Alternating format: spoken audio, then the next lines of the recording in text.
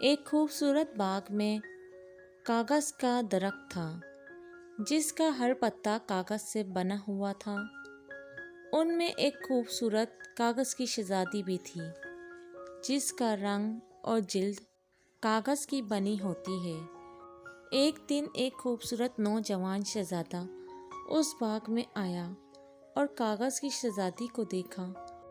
اچانک سے بجلی کڑکنے لگتی ہے، طوفانی ہوا چلتی ہے جس وجہ سے کاغذ کا نازک سا درخت ہلنے لگتا ہے۔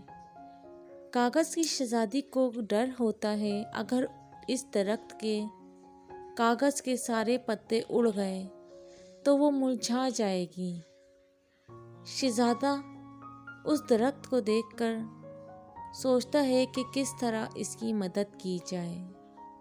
اچانک سے شہزادہ اپنے بیگ سے کچھ سامان نکالتا ہے اور شہزادی کے درخت کے اوپر ایک عارضی چھت تیار کرتا ہے جس سے کاغذ کی شہزادی اور کاغذ کی شہزادی کا درخت محفوظ ہو جاتا ہے۔